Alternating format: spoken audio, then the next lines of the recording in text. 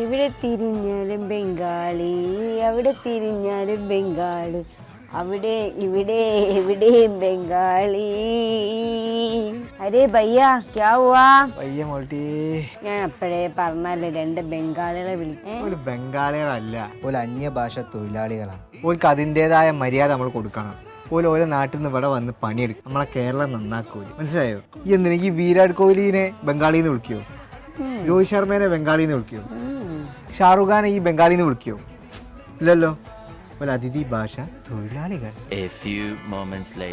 എന്നാലോ നേരത്തെ പറഞ്ഞ ബംഗാളികളൊക്കെ ഏതാ?